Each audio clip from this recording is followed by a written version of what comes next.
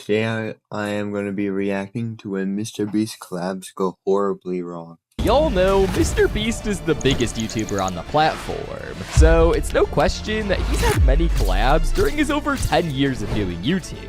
However, not all of these collabs went the way MrBeast expected them to go, like the collabs between him and Topper Guild. Now, Topper Guild is a pretty big YouTuber, as he has over 81 million subscribers. However, his relations with MrBeast might not be the best. Now, there are a few things to note about him.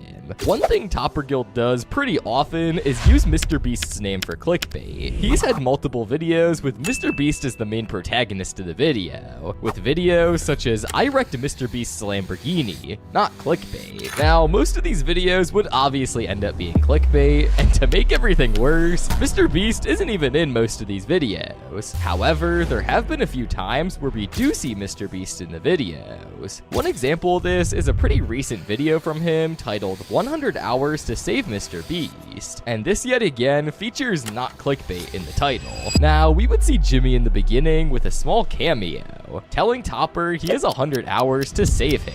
However, in the clip, Jimmy overall looks depressed and out of it, and signs like these can be a signal that he did not want to be doing that. Topper, I need you to find me and save me, because if you don't, the police will probably arrest you. You know, you were the last one to see me before I got tied up here, please. Now, in this clip, Jimmy clearly seems annoyed, but in the video MrBeast was murdered, he seems like he absolutely hated every bit of filming that clip. Topper, they're about to murder me, which means if you're watching this, the only way to clear your name is to find who did it and bring him to the police, or they will 100% throw you in jail. Good luck, Topper. Alright, now who knows the amount of money Topper paid MrBeast to make all these short clips? Because Jimmy most likely didn't agree to simply collab with him, especially with how much Topper Guild clout farms his name.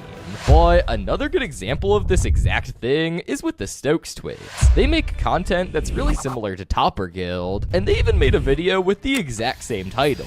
And the video was honestly a really similar concept to Topper Guild's video. We also see a clip of MrBeast telling the Stokes twins to save him, and yet again, he looks bored of everything in that clip. If you were watching this video, that means I've just been murdered.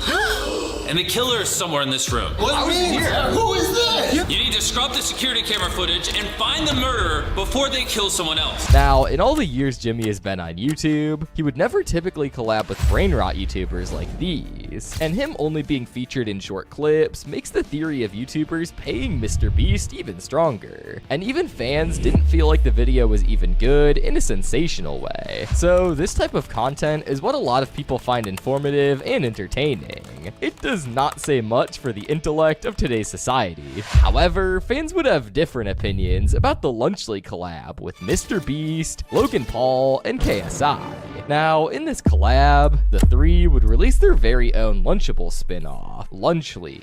At the launch of the product, we would see 3 different meals be released. Those meals were the pizza, Fiesta Nachos, and Turkey Stack'ems. These 3 meals would come with the main entree, along with sauces that go with the meal, a Feastable bar, and a mini prime. Now, right off the bat, there were already some problems with this collab, starting with the fact that these were basically carbon copies of Lunchables. Now, obviously, there are already so many Lunchable spin-offs out there, but the promotion and hype for all of this by the 3 YouTubers' audiences made this spin-off different. Now, upon the meals being released, problems arose right away, starting off with the fact that some people actually started finding mold in their meals, specifically in the pizza one.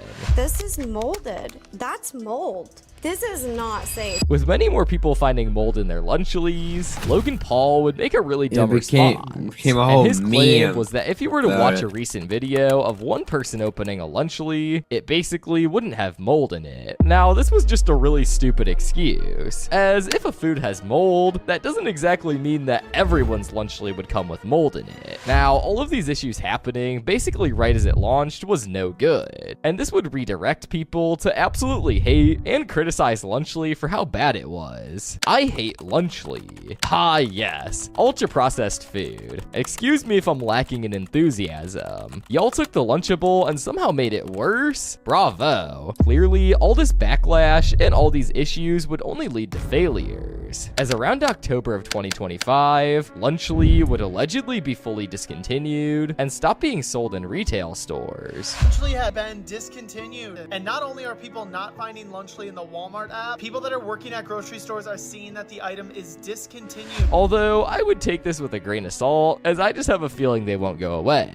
Top this with a massive quality problem on the live stream, and it's safe to say that the Lunchly launch collaboration was a disaster, just like when Aiden Ross and XQC collabed with MrBeast. Now, this collab would be a stream between the three, where they were attempting to raise money for Team Water. They would end up succeeding, raising over $12 million, setting the record for the most money raised in a live stream. Now, this is a good thing, but this collab would go wrong in a way for MrBeast. Now, yes, this did help his campaign a lot, but at the same time, during the stream, Aiden and XQC were being really weird, and many times MrBeast seemed uncomfortable or even annoyed at times. And one time in specific, Aiden and XQC would quite literally start biting their toenails, and this would absolutely disgust Jimmy, and he would have a mini crash out on that. I'll just do the spicy comment. Ew, stop! Look at that. You want to eat it? Stop! Nah. Is that massive? Stop! Sorry. What? You guys are fucking weird. He's gonna act like he doesn't do it. That's I know so you weird. do too. Bite my toenails? Yeah. Yo, now we put you on a polygraph and we ask, do you bite your toenails? I, on Bible, have never even once in my life considered biting my toenails. Yeah, but you're not a Christian though, so what, does that count? Please, put your Sorry. feet off the table. Guys, do you guys want to watch two grown men bite their toenails? Hey, you know what? This is his warehouse, right? His rules. No, I'm not saying he can't bite his toenails. I'm not just asking, do 170,000 people watching these live streams want to see that? Yes. Most of them are biting their toenails though. Yeah, sorry you had to see that, as it's pretty disgusting to say the least. Yeah, why? And even the viewers would obviously think that too. Valid crash out, lol. Brother, MrBeast is right. Who TF would ever think to do that? Let alone think it's okay. Like, that's worse than picking your nose and eating it in my opinion. Now, it's obvious that this whole collab was pretty weird, and Jimmy for sure hated it, just a tad. But what about the failed Nick A30 x MrBeast collab? Now, this collab was going to not just be with Nick A30, but it was also going to feature 100 other top creators in a Fortnite creative tournament that he was hosting. Now, according to Nick A30, he would get messaged by Jimmy asking to join, and he would agree to it. Now, upon joining the map, there would be unexpected server issues on Fortnite's end. And there were server issues happening in Fortnite. Basically, I was disconnected from the game. The Fortnite server wasn't working at the time. And this would cause Nick A30 to get disconnected from the game. And according to Nick, MrBeast would simply respond with a, "Sorry, but we couldn't get you in." And Nick claims that he felt as if Jimmy didn't really care. And he was really mad at the time as he canceled plans and ended stream so he could participate in this. But he would not end up being able to. I canceled everything. I ended my stream. I was, postponing certain things so I could, make this happen. And he just, didn't even care. Now, because of the situation, Nick would say that he doesn't like MrBeast, but at the same time, he doesn't dislike him, which means he doesn't really have much respect towards MrBeast anymore. So it's like, I don't like MrBeast. I don't hate him. I don't dislike him. I feel like a lot of people are scared to just talk and explain and say what's on their mind because they want to be in future collabs. I honestly could care less. Now, when it comes to responses, we wouldn't see MrBeast speak out about the situation at all, and most likely just wanted to keep everything behind the scenes, as it wasn't really anything too serious, and fans would end up siding with MrBeast right away, as many people have always felt like Nick thinks very highly of himself in a way. Who does he think he is? Obviously, he's not going to end in a 100-person game because he couldn't join the match, so MrBeast didn't treat him with respect because he couldn't join the match. Now, while this situation is a more obscure one, the MrBeast Burger collab is quite the opposite. Now, MrBeast Burger was a collab in multiple ways, starting with the fact that MrBeast collaborated with many restaurants and food delivery apps to deliver the food, and along with that, he would collab with YouTubers to help promote the food being sold by adding menu items based off those YouTubers. Moist Critical being a good example. MrBeast reached out and asked if I would be interested in having a menu item at his fast food chain MrBeast Burger, which I'm sure you all know about and have probably eaten at by now because it absolutely slaps.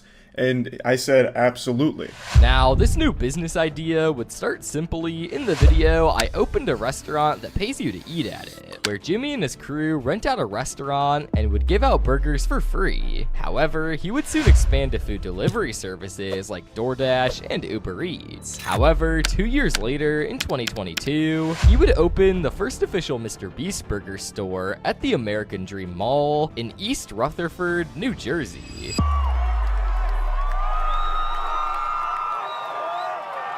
Now, in these first 2 years of MrBeast Burger existing, they were getting insanely good sales, as many fans were curious what they tasted like, and would end up ordering. However, one thing was always off. A majority of the time when popular YouTubers taste tested it, they would essentially glaze the food, but when actual food critics or average customers tried the food, it would spark a pretty different reaction. Dude, he sucks. His burger is awful, and I never liked him. MrBeast Burger chain is trash, and bankruptcy hit him. However, the food not tasting good would be a definitive downfall of the MrBeast Burger chain. After the first restaurant opened, he would never open another physical one. And around 2023, sales would heavily decline. And not just that, MrBeast would slowly distance himself from MrBeast Burger. And in August of 2023, he would end up suing the MrBeast Burger partner for disgusting food quality. MrBeast is suing the company responsible for MrBeast Burgers after reports of disgusting food quality. This shows that MrBeast potentially had no control over the quality of burgers, and was most likely just being operated by ghost kitchens. And to top it off, MrBeast also claimed that he never made a single cent off MrBeast Burger, and would simply put the money towards ads and helping out other businesses. I started MrBeast Burger during COVID because I wanted to give restaurants that were struggling a way to make extra money. Countless restaurants were close to going under, and the extra revenue generated off selling Beast Burgers helped them stay afloat after lockdown. I've also never made a penny off of it. We just reinvested the revenue into ads to help restaurants make more money. Now, after this lawsuit happened, MrBeast Burger almost fully died off. However, some people to this day still have MrBeast Burger on their DoorDash. But spoiler alert, it doesn't actually send the food, so don't try this for yourself. Now, the MrBeast Burger collab had its good times and its bad times, but the same can't be said about the MrBeast Rock Paper Scissors tournament, specifically Tfue's participation in it. MrBeast decided to host a Rock Paper Scissors tournament with many popular YouTubers, and all the winnings would end up going to charities around the world. The event was simple, yet seemed really exciting, as we saw interesting matchups between YouTubers who don't usually collab with each other. However, one creator in specific was Tfue, and he would end up making a significant mistake that would mess everything up. Now, most creators didn't stream during the event, so there wouldn't be risks of the Zoom link being leaked. However, Tfue would end up streaming it, and during the stream, Tfue would end up leaking the link to the Zoom call with every YouTuber. Tfue accidentally leaked the link to the live stream, causing hundreds of his fans to jump into the same stream that MrBeast and the other creators were in, causing the whole thing to explode. Yes, dude, so much. Whoops. Okay. Hey, how's it going? Hey! That's right, that was the moment when Tfue leaked everything. However, that's not it, as Tfue would also accidentally show the DMs between him and Jimmy, and end up leaking MrBeast's personal phone number. Now, this would end up ruining the whole event, as not only did MrBeast have to end his stream, but he would also have to get a new number along with that. But thankfully, Tfue would realize his mistake and apologize. I'm so fucking sorry, MrBeast. I fucked up so bad. Fuck my life. I got clapped and leaked the URL. However, it must be common for collabs to go wrong in YouTube original events that MrBeast hosts, as the collab between him and the D'Amelio family in the high stakes trivia event is one that nobody could get. Now, in 2020, MrBeast hosted the $300,000 high stakes trivia event, where he would yet again get a lot of creators to participate. Charlie and Dixie would be some of the ones on. However, their segment wouldn't be like everyone else's. Charlie and Dixie were doing very weird things during the segment, like whispering things between each other or their parents. fans. Or sometimes Dixie would look over at her family behind the camera and possibly get answers from them.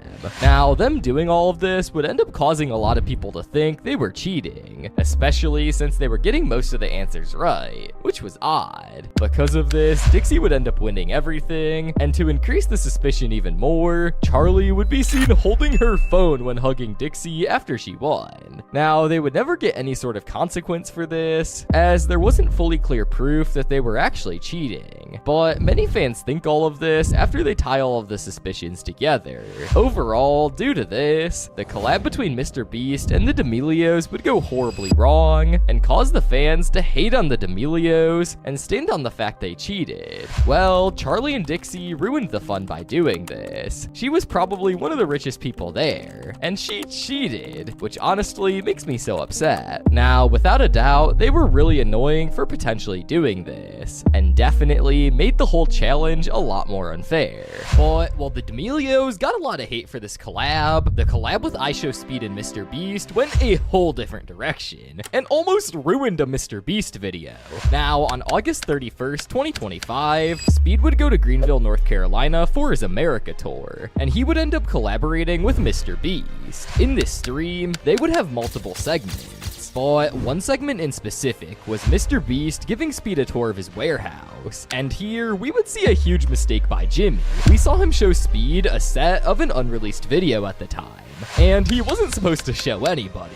Unfortunately, a few days before the shoot, I made a little mistake while showing my friend Speed around the studio. These are the sets for upcoming videos. I'm gonna be honest, I think these are prototypes, these aren't the final ones. I accidentally showed this on the Speed stream. I didn't realize I wasn't supposed to. Now, the main problem for this mistake was that the contestants originally weren't supposed to see the trap, but if even one person watched the Speed stream and saw it, everyone else would have to see it too.